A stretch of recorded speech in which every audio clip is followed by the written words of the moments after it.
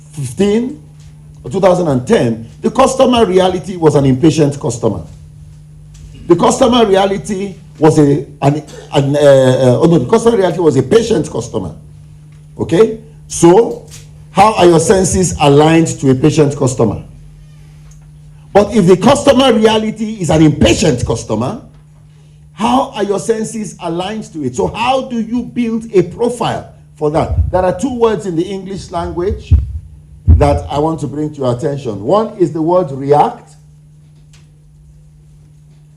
Another is the word respond. What is the difference?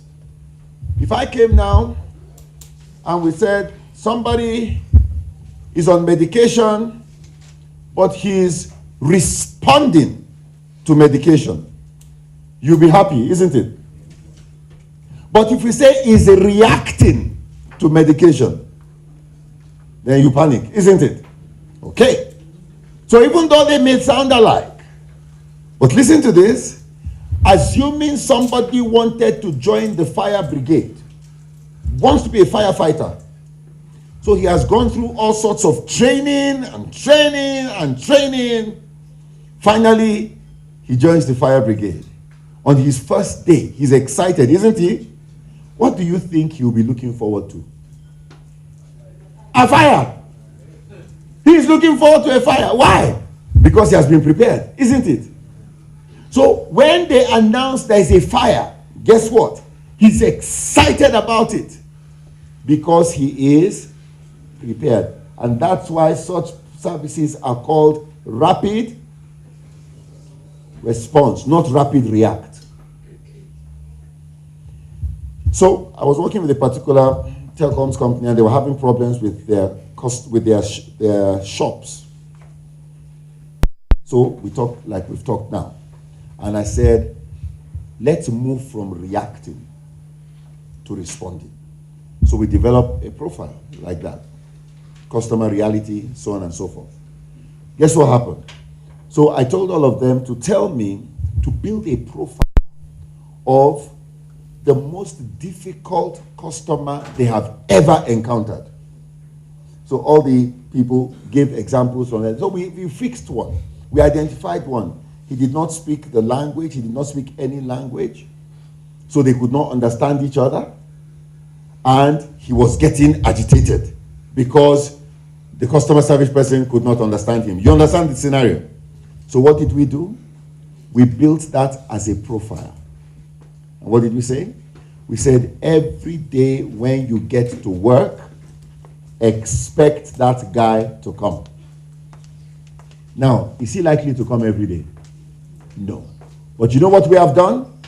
We have shifted the impact he can have from negative to positive.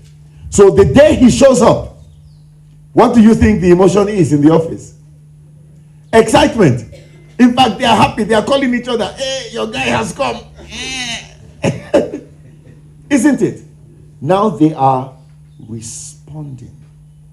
So it's important when you compare past, present, and future realities, then you can know how to prepare, isn't it? And that way you are reacting and not responding. Okay. So, ideas quality quotient, IQQ, that means we're saying it's not enough to have an idea. Because what's the point? Okay, it's very hot in Mombasa, isn't it?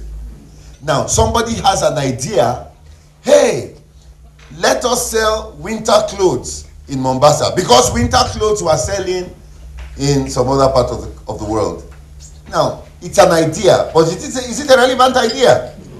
So the IQQ helps you to measure how relevant your idea is. Okay?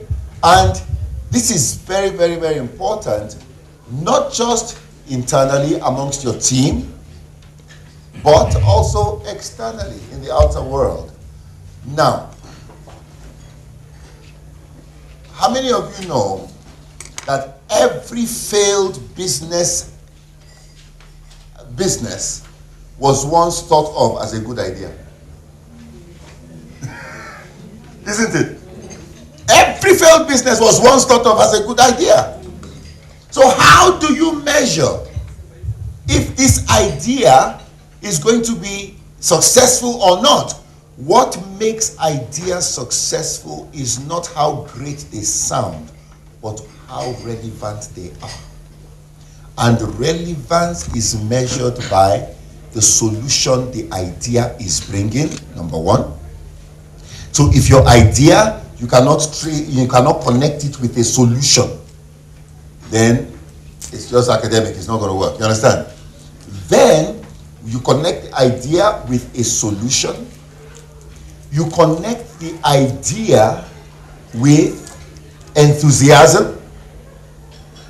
What kind of excitement does this idea generate? So we look at, is the idea bringing a solution to a problem? Okay? Is it bringing a solution to a problem? Is the idea generating excitement? Because for something to sell, it must generate passion, isn't it? Then, how many people have this problem? So numbers. In short, how scalable is your idea? Scalability of the idea. So, because you don't want a situation where the idea works in Kisumu and it does not work in Mombasa. All right? So how scalable is it? Now, these are some of the parameters you look at. We have something, because one of the key things we develop in our company is we develop, I'm sure you've heard me talk a lot about index here. We develop a lot of things like that to help organizations. And then we look at how executable. Look at how executable is this idea. All right? We look at the return on investment of this idea.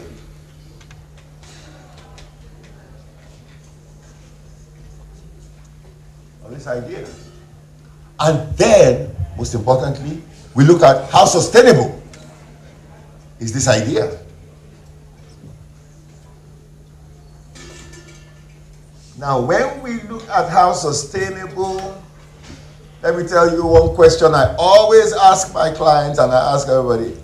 What is the lifespan of your idea? What is the lifespan of your idea? Very, very important. So these are simple things, exercises we can conduct. And then it's very, very important. We now look at the human capital requirements.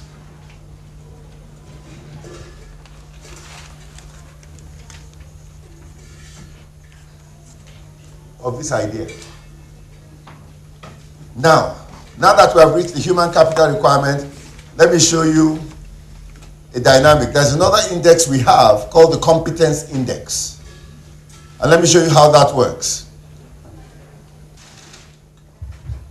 Now, competence index.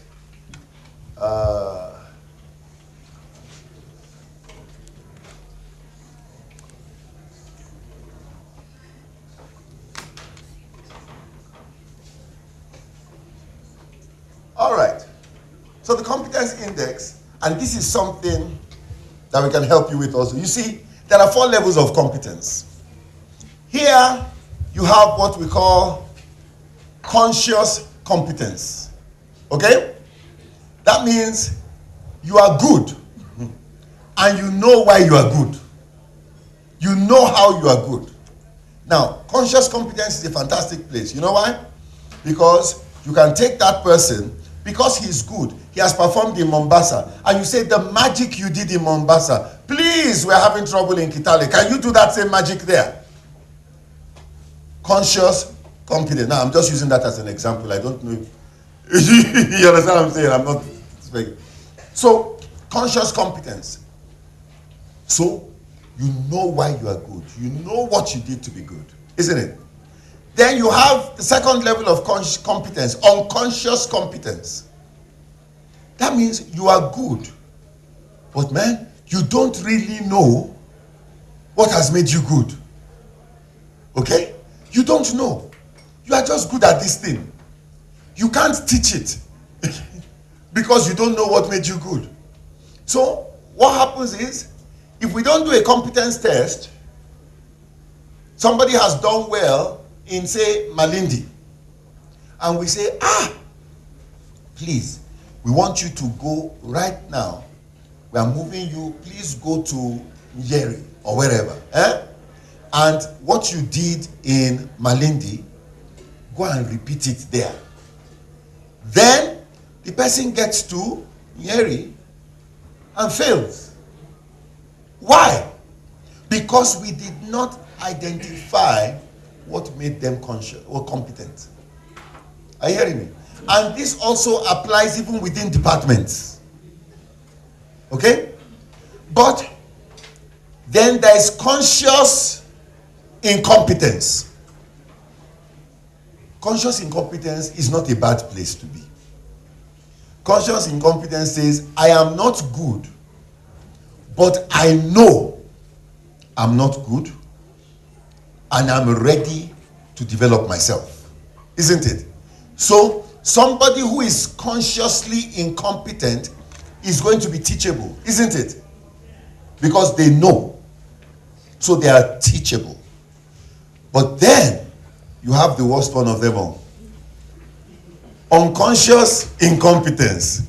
You are not good and you don't know you are not good. So everybody is trying to correct you and you are saying, no, isn't it? So why am I bringing this up? It ties in with what we said here about measuring the quality of your ideas. Measuring the quality of your ideas. By the time we now get to human capital required, then that's when we now must do a competence test to make sure that whoever we are assigning to this idea has the right competencies. Does that make sense? Okay. Then communication. How effective are the modes through which you communicate your ideas as a leader? Because we saw that communication is one of the key things. So, let's look at the different modes we can use to communicate ideas in the organization. It can be face-to-face,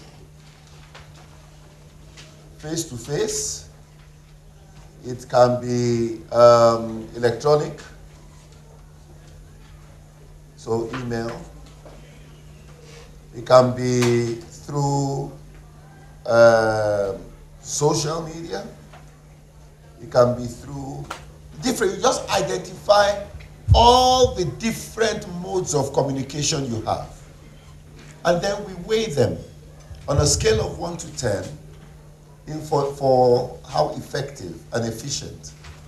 Okay? Now, by the time you do that, you would have understood exactly the best mode of communication in your unique situation. I will give you an example. There are people that face-to-face confrontation is very good for them. Okay? There are other people, if you do that, you will destroy them. Alright? So, for this other group of people, maybe a note is better. Because we are all different people, isn't it? So, these are some little tools that can help, to make sure we are relevant. Because when we are communicating, we want to make sure, the biggest tragedy where communication is concerned is the illusion that communication has happened when it has not. Everybody in the organization is a customer service person, isn't it? But there is a higher level than customer service. It is called the customer experience. It's a higher level than customer service. Now, what's the difference between customer service and customer experience? Customer service, good customer service will produce more customers, isn't it? But good customer experience will produce ambassadors. And for every business, the ambassador is what you want to have. Now, who is the ambassador? You know that if what you have is good customers, you know that when something better comes in the market, the customers are going to say bye-bye to you. Isn't it?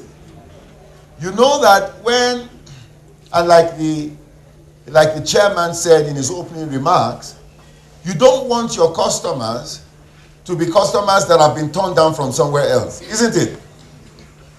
You want to attract A-list customers.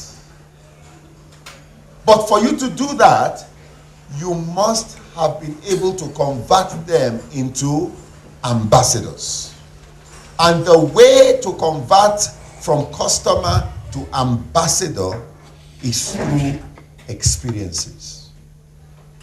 Creating an experience. Now, there are 3 levels of experience. 3 levels of experience. 1 is expected.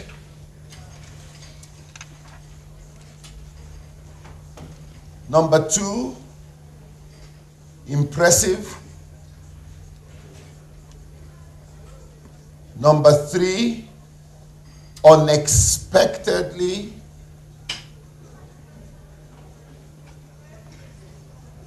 Impressive. 3 levels of customer experience: expected, impressive, unexpectedly impressive. Now, what's the difference between the 3? Impressive means, expected is simple. That's what everybody expects, isn't it? Now, can I tell you the truth? Nobody will remember you for doing business the way you are expected to do it. Isn't it? Because that's what they're expecting. So nobody is going to remember you. Nobody is going to go, wow, because you did what they were expecting to do. So that cancels level 1. And level 1 is where customer service is. Because customer service, you're smiling, all those things with it, isn't it? The right attitude, when you're dealing with the customer, all those things, yeah? Level 2, impressive. That is, you are doing number 1 with a big smile and a nice attitude. Okay? That's impressive. Oh, wow. And then you go a little mile. But level 3, the unexpectedly impressive. This is where ambassadors are born.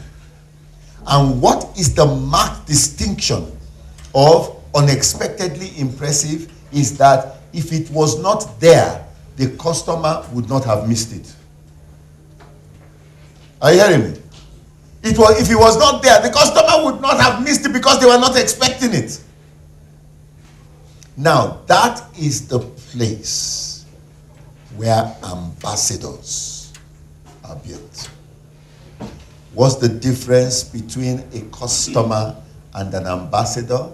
It's like night and day. Like I said, when things are not working for the company, or something better comes along, the customer jumps ship, isn't it? The strength of the ambassador comes out when things are not working. Because there is a loyalty to the brand. The ambassador owns the brand. The customer, the customer patronizes the brand. The ambassador owns the brand. Can you see a difference? Now, which one do you think we should have? Ambassadors. These are people that own it. Not just people that patronize it. So I give you an example about owning the brand. I used to live in the US, like I said earlier on. And then I come to Kenya, and there's a particular hotel that I stayed. And then one year I came, and they told me there was no room in the hotel. I begged them, I mean, I have flown for so long. I begged them, And at the reception, with a very bad attitude, they told me, there's nothing we can do. I said, maybe I can wait. Somebody will check out. With a very bad attitude. They said, no. Then, at the reception, somebody said, why don't you try White Sands? You see, bad customer service is good advertising for your competition. And it is free. Very good advertising. I did not know there was a place called White Sands. You understand? I didn't know. They said, try White Sands. I said, okay. So I got a cab and I went to White Sands, Sarova White Sands in Mombasa.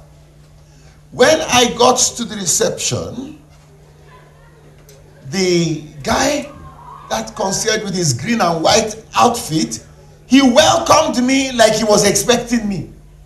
Oh, Karibu, Karibu, Karibu. So I'm looking, you see, me, he's talking to us, there's somebody else. Because I'm not expecting that. I've just been kicked out of somewhere else. Then I get in, and this lady comes to me, and she's so welcoming. Now, one thing I hate doing, I hate filling forms. I just have a phobia for forms. I can't explain it. Okay? So she came and she said, where did you come from? And she's filling my form for me. Hey! No! Then, she said, please sign here. I signed. Then, of course, the fruit, the juice, the towel. So, I'm taken to the room. That evening, when I go to the restaurant, the waiters attending to me were calling me by my name.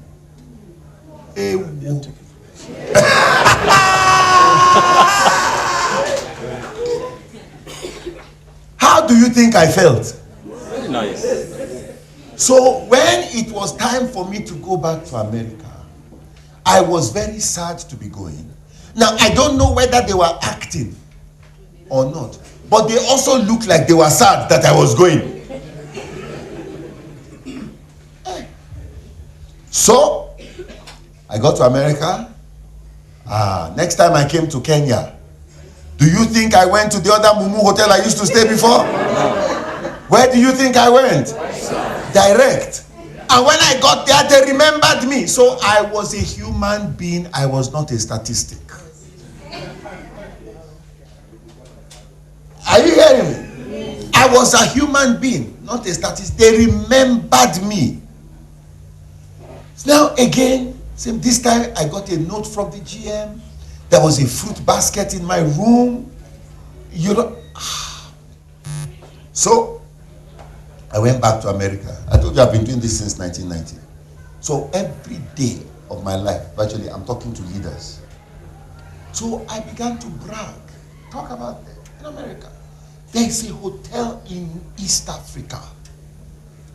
You need to go. I bragged about it. Then I said, okay, you know what? Christmas, I am going to East Africa.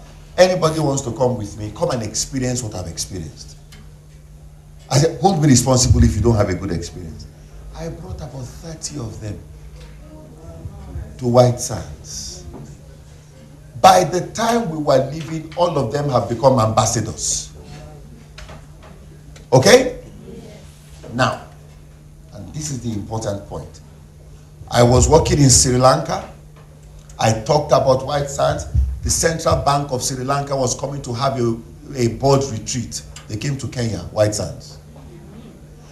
Nigeria, different countries, the UN, everybody that wants me to work for them in Mombasa, they tell them, we only do White Sands.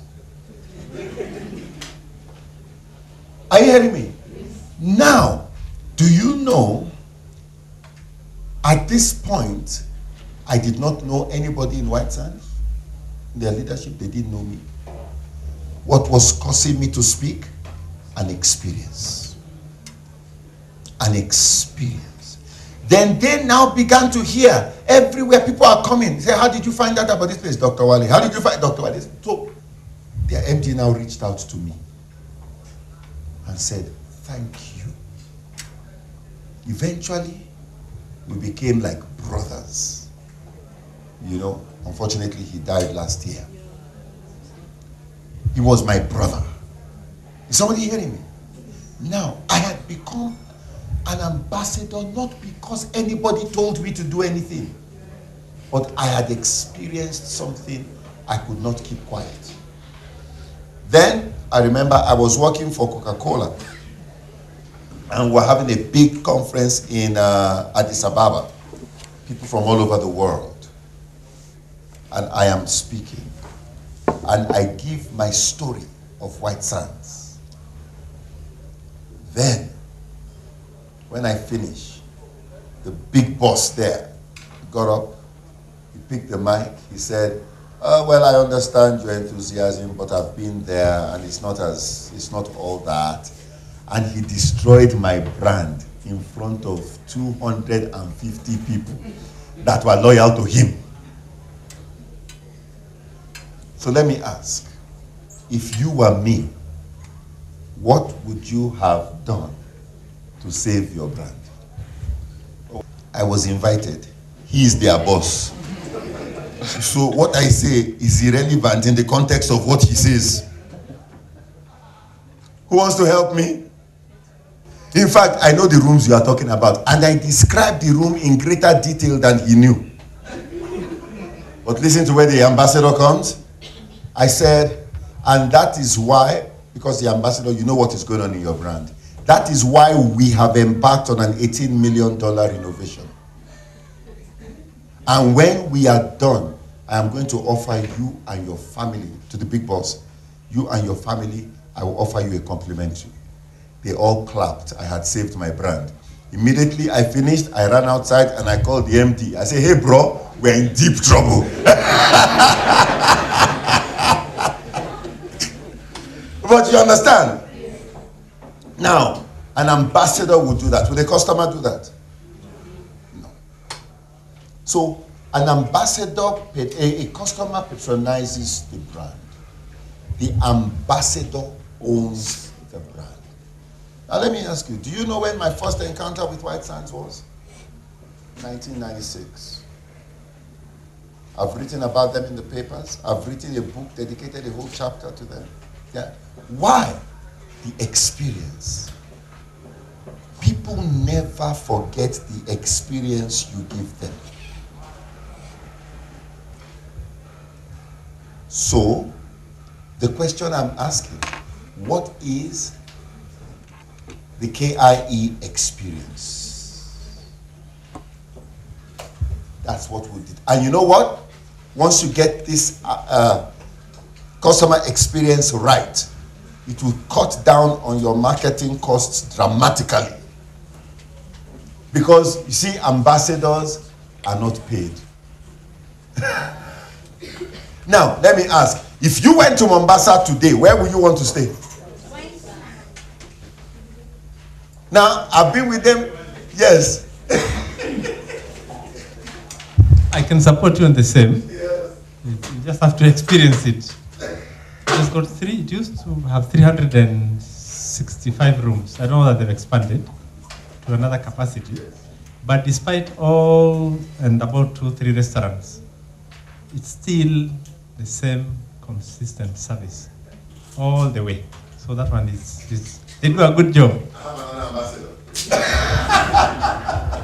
You see, the ambassador is not paid. Now, who will you believe? The paid sales rep or the unpaid ambassador? The unpaid. It is so simple, we need help to miss it. You understand what I'm saying? So, if we can create more ambassadors for our business, we take the business to the next level. And the way to create ambassadors is to create experiences. I give you one. Virgin Atlantic. I used to fly Virgin Atlantic anytime. I was so addicted to Virgin Atlantic. You know why? When you fly from point A to point B, what is the expected? is that you will get there in one piece. What is the, and then you get there in one piece and then they'll give you some food. And you know, airline food normally is very lousy food many times.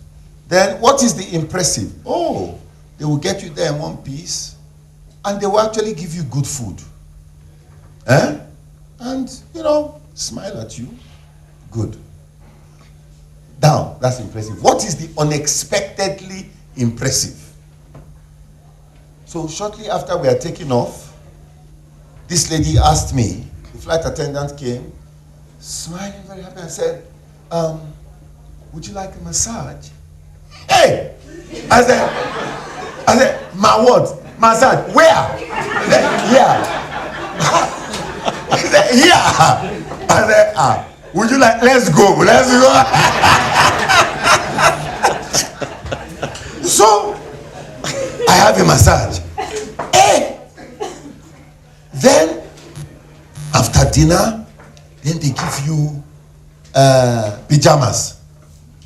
And then they say, when you are ready to sleep, please let me know so I can talk you into bed. Do you know the last time I had that kind of language? Talk to me. He said, when you are ready, I'm ready now. So, he talked me into bed.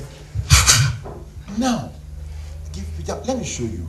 Let me show you Virgin Atlantic. Look, that is on board. That is a bar. That is a bar on board.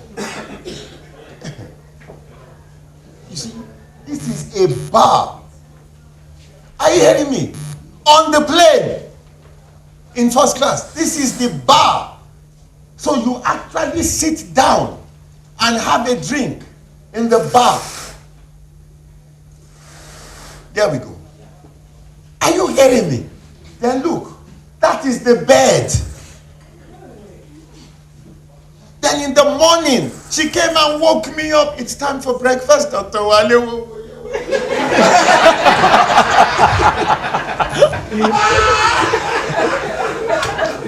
It's time for breakfast.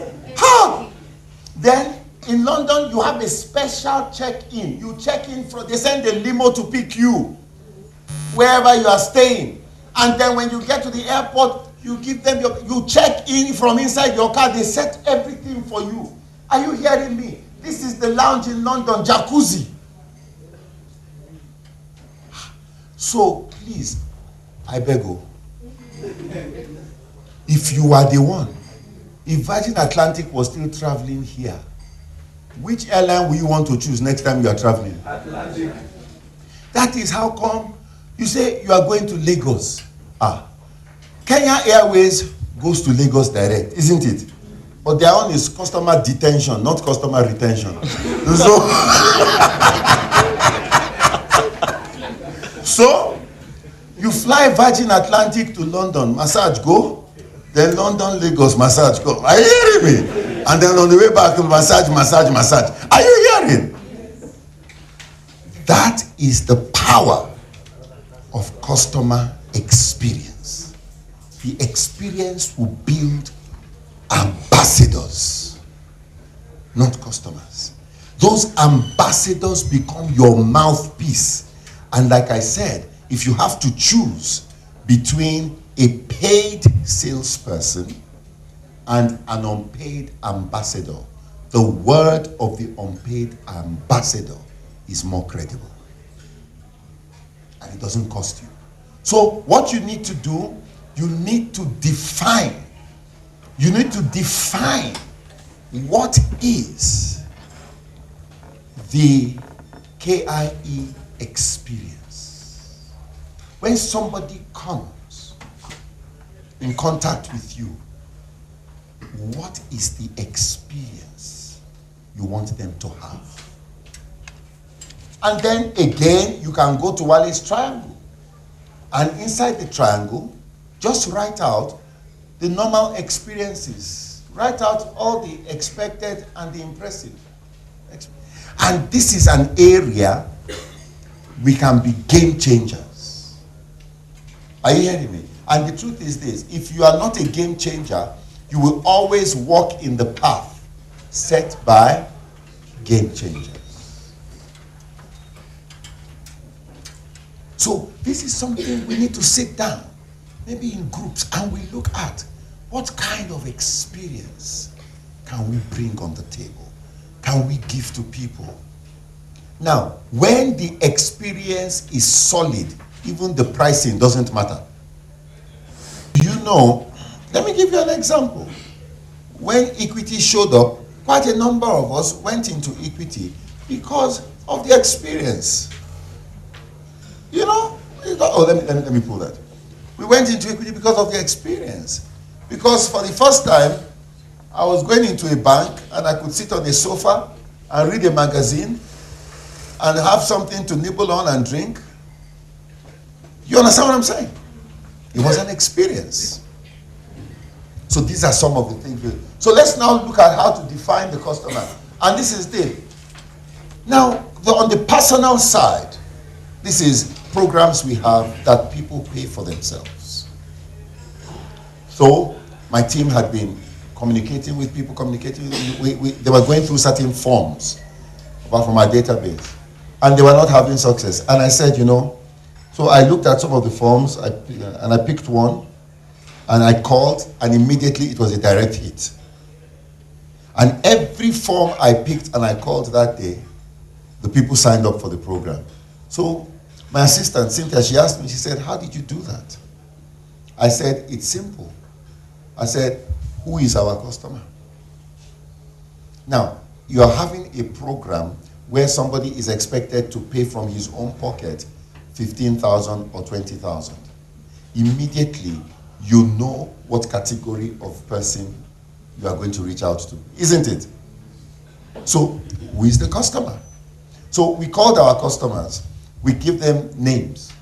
And all these questions I'm asking you today, I can answer them for us. I'm talking of now for the personal development side, not the corporate development side. I said, look, we have one customer, we call him Miner. Miner is that guy who has made money, he has succeeded in his business, but he now wants to move to another level of self-actualization. Okay? So he's not looking for wanting to make money, it's more of self-actualization. That is customer number one. So whenever we are reaching out, I'll ask Cynthia, have you found, how many miners have you found? You understand what I'm saying? That way we're not wasting time on, we know miner is our customer. Then there is another one we call Chris. Chris is this young person who has just left school, who is maybe working at his first job, but is very, very visionary and wants mentoring in areas of entrepreneurship and so on and so forth. So Chris is another one. So just by being able to answer those two questions, I know who those customers are. You understand what I'm saying? So who is our customer? What's the average age of the customer? Okay? Where does that customer live? Where does that customer shop? Okay? Is that customer self-employed or is he employed with a company? What's the gender distribution? Are we more inclined to have women? Are we more inclined to have men? And that helps us. What's the customer's monthly disposable income? You see, when you have been able to answer these questions, remember the checklist of leadership we had in the beginning?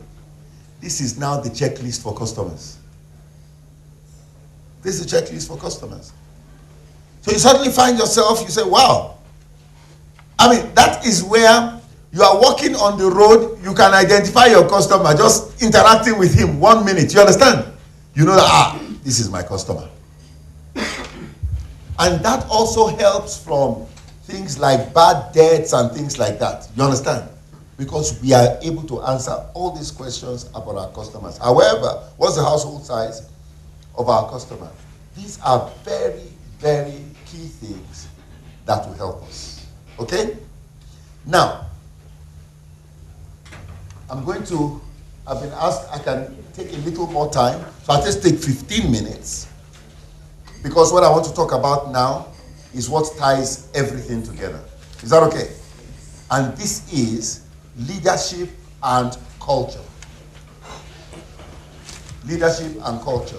One of the things that I have done extensively for a lot of organizations is transformation and culture change. Okay? That's one thing we have done extensively. Transformation and culture change. Now, culture does not change because we listen to a message on culture. You know that. It normally takes about 3 to 6 months sometimes to get the culture change done. But let me paint it for you in a very simple way. Now, that is a polar bear, isn't it? It's a very nice animal, very fluffy and all that. Now, imagine if you have a dream, you have a vision that I want to bring a polar bear to my house in Nairobi. Okay? So the vision is intact, isn't it? It's well defined. Bring polar bear to Nairobi. Now, you have a team that understands polar bear. So in terms of capacity, you are good. Your team is well trained.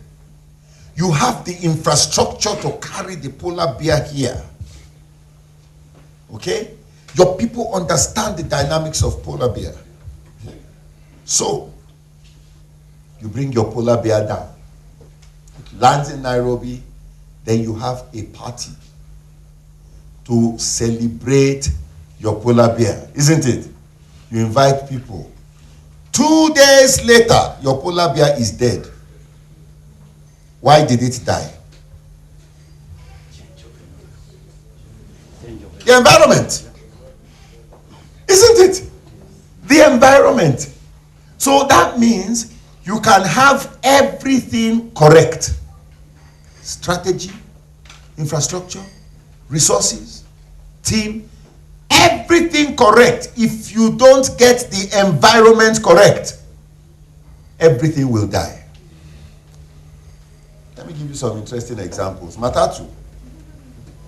So Matatu driver, when you are in your car and a Matatu overlaps and cuts in front of you, you are very angry, yes or no? It's a very annoying thing. But do you know, when you are inside the Matatu, the same thing that got you angry when you are outside gets you happy when you are inside, yes or no? So why does the Matatu driver drive the way he does? Because of the environment created by the customer. Isn't it? Let me give you another example. A Matatu driver who has never stopped at a red light before. He doesn't know red means stop. You now take him to England or somewhere in Europe, South Africa, Rwanda, you drive him around, for 2 weeks. He sees how you stop, he sees how you behave and all that. Then you give him a car to drive. What do you think he will do when he gets to the red light? He will stop. Why? Because he's seen the environment, he's seen the power of the environment you create. This is Murtala Mohammed Airport, Lagos. I'm standing on the queue. Somebody is taken to the front. I am so angry. First person. Second person. Third person, so I convince myself they are not feeling well, or maybe they have some disability. That's why they cannot stand on the queue. So I get to London Heathrow Airport. Who is standing behind me? The same idiots that could not stand in Lagos. So why?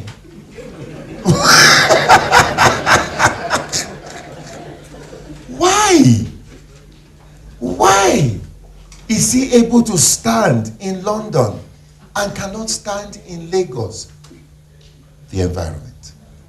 So, if we want to alter the performance of people, the fastest way to do it is to identify what is the environment that will produce the result we want. And then we create that environment. Oh, did you get it? Huh? Now, that is Nigeria Airways of blessed memory. Once upon a time, we had an airline. But suddenly the airline was losing money and losing money and losing money and losing money. Then one day, I met someone who said to me, and this was what people were saying, you know, Nigerians can be superstitious and all that. He said, I know why Nigeria Airways is not succeeding. I said, why? He said, it's the logo. I said, why? He said, the logo is an elephant. You know, elephants are heavy. So the weight of the elephant can hold the airline down. I am serious. This is fact stranger than fiction. So guess what? They changed the logo. And shortly after changing the logo, the airline collapsed. Because you may change logo, you may change color, you may change everything. If you have not changed the thinking and created the right environment for the new place you are going, it's not going to work. So this is the way it is. You have your strategy. So you have the right strategy. You have an amazing strategy. We've developed this. Everybody is happy with the strategy. You have a visionary and dynamic team. You have invested heavily in training your team. You have great incentives for keeping your team motivated.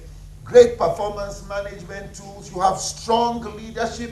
Now, with all this, the assumption is that the company should work, the strategy should work, isn't it? But guess what? You have capacity 100, delivery 30. Why? Environment 0. You expect personal development, career development, leadership skills, integrity. All these things are supposed to come with the strategy. Yes or no? So you have an excellent strategy, but you have 0 results. Why? Because you paid no attention to the cultural environment. Let me put it this way. I've done a lot of work with a company called Google. Okay? And all the things you thought would come with your strategy, all those things are eaten up. You have a strategy decay. They are eaten up by culture. So, it's crucial, very, very crucial, that even as we move forward, I heard the chairman talk about rebranding and all that. We've defined where we're going. But more important, we must define the culture that will sustain the strategy. If we don't sustain, if we don't define the culture, the environment that will sustain the strategy, we'll find ourselves frustrated. Because we have a great strategy, we have a great team, we have everything great, but we are victims of our own environment. Now, what are the dynamics of culture? There is the culture, I said, is a function of your environment. There is it has a big appetite, it eats everything in its path. But there are 2 dimensions of culture. The visible dimension of culture and the invisible dimension of culture. The visible and the invisible. Now, the tragedy is this. Most of us pay more attention to what? The visible. What is the visible?